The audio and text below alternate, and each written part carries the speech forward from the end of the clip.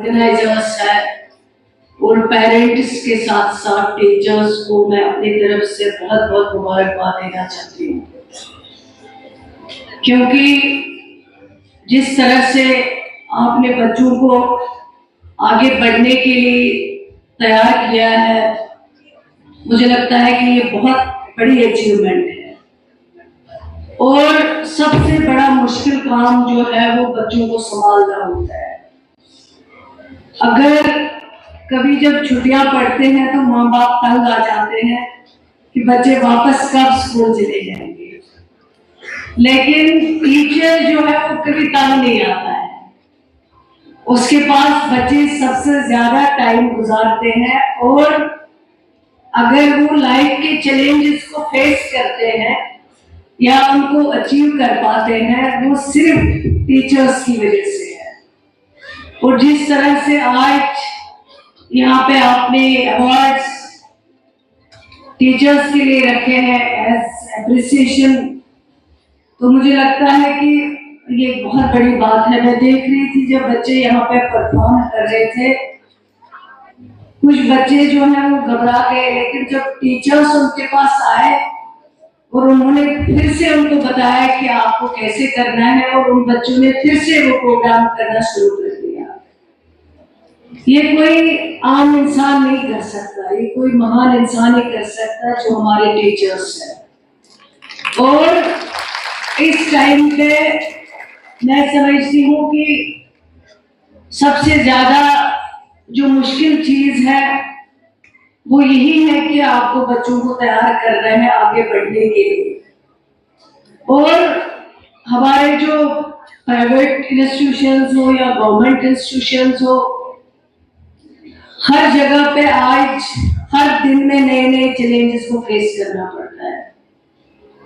लेकिन अगर आप इसके लिए मेहनत नहीं करेंगे, और ये जो इदारे हैं अगर इस चीज की बुनियाद है, कल इन स्कूलों से जो भी बच्चे निकलते हैं, चाहे वो आईएएस ऑफिसर बने, चाहे वो हमारे डॉक्टर्स हो, चाहे वो हमारे इंजीनियर्स हो, चाहे वो हमारे टीचर्स ही हो, लेकिन उन सब की फाउंडेशन अगर कहीं पे शुरू होती है वो इन्हीं इदारों में शुरू होती है।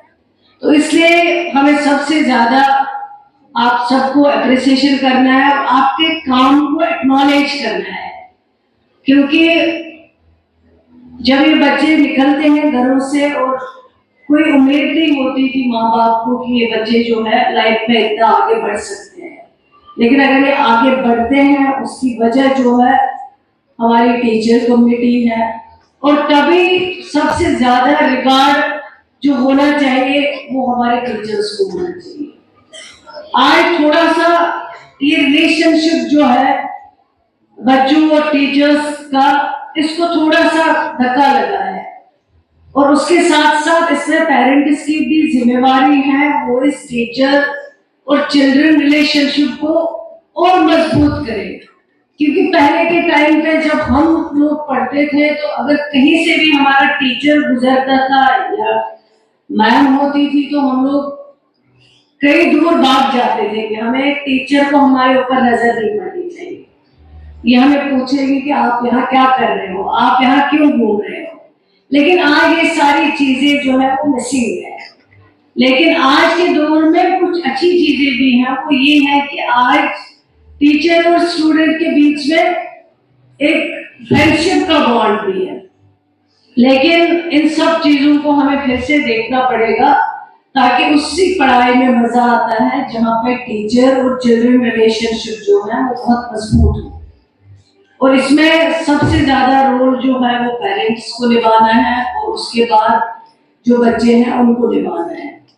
सरकार, जिस सरकार की क़ियादत जनाब उमर अब्दुल्ला साहब कर रहे हैं, इस 12-13 महीनों में हमने एजुकेशन सेक्टर को जो है एक नए सिरे से शुरू किया है। उसमें जो भी कमियां थी, जो भी मुश्किलें थी, हम कोशिश करते हैं कि हम एजुकेशन सिस्टम को बेहतर से बेहतर बना पाए, और उसमें दोनों बराबर बराबर के जिम्मेवार हैं, चाहे वो प्राइवेट हो चाहे वो गवर्नमेंट हो।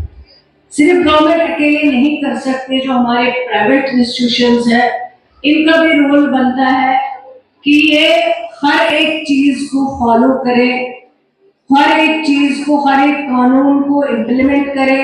जितने भी हमारे पास कानून है उन कानूनों का लिहाज भी करे और उन कानूनों के जरिए जो है उसके दायरे में जो है आगे चले, तभी हम आगे बढ़ सकते हैं, तभी हम तरक्की कर सकते हैं।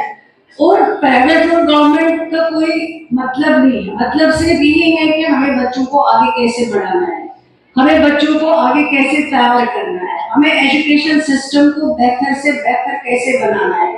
तो वो सारी चीजें हम मिलके करेंगे और इंशाल्लाह मुझे उम्मीद है जिस तरह से जम्मू कश्मीर में तरक्की हो रही है, बच्चे आगे बढ़ रहे हैं, चाहे वो कोई भी सेक्टर हो, हर सेक्टर में जब आप आज नजर मारेंगे तो हर सेक्टर में जो है बच्चे तरक्की कर रहे हैं। आप आईएएस को ले लीजिए, जम्मू कश्मीर में सबसे ज्यादा जो है वो आईएएस पे टॉप करते हैं। आप केएएस ले लीजिए, जम्मू कश्मीर में सबसे ज्यादा स्टूडेंट जो है वो उसमें टॉप करते हैं।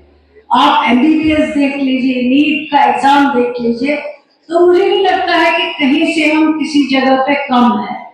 लेकिन ये जो खूबसूरत प्यारे प्यारे बच्चे हैं, जैसे कहते हैं कि तारे जमीन पे, तो मुझे लगता है इनके लिए ये अल्फाज भी कम है। मैं यहाँ से हम लोग देख रहे थे तो बड़ी खुशी हो रही थी, कितने मासूम होते हैं, लेकिन उसमें से जो टीचर कम्युनिटी है उनको मैं अपनी तरफ से बहुत बहुत मुबारकबाद देती हूँ। और मुझे उम्मीद है कि इसी तरह आप काम करते रहेंगे ताकि बच्चे जो है वो आगे डिफिकल्ट जो उनके पास डिफिकल्ट टाइम है उसको अच्छे से निकाल सके और उस डिफिकल्ट टाइम को फेस करने के बाद लाइफ के चैलेंजेस को जो है उनको अचीव कर सके।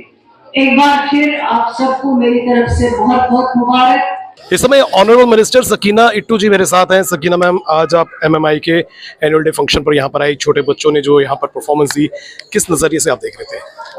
ये तो सही मानने में कि एक नया तजुर्बा है, क्योंकि जब आप इन छोटे छोटे बच्चों को देखते हैं तो बहुत खुशी होती है कि किस तरह ये लोग तैयार हैं, किस तरह ये लोग आगे बढ़ रहे हैं और किस तरह से जो इनके टीचर्स हैं वो इनके ऊपर मेहनत कर रहे हैं इनको आगे बढ़ने के लिए। तो ये बहुत अच्छी बात है और बहुत खुशी की बात है। मैम, एजुकेशनल सिस्टम की बात करें, इसमें काफ़ी रिफॉर्म्स लाने की आवश्यकता है और कई तरह की जिस तरह से यहाँ पर मांग भी उठ रही, कुछ सब्जेक्ट्स जो हैं कंपलसरी कर देने चाहिए जो अभी तक कंपलसरी नहीं हुए हैं, इस दिशा में क्या कदम जो है सरकार? ऐसे तो आनंद फानंद कंपलसरी नहीं कर सकते सब्जेक्ट, जहाँ नीड होगी, जहाँ हमें लगेगा कि डिमांड है, एज पर डिमांड हम कर सकते हैं। लेकिन ऐसे तो कहने की बात होती है, सब कहते हैं कि फलानी सब्जेक्ट को कंपलसरी कर लीजिए।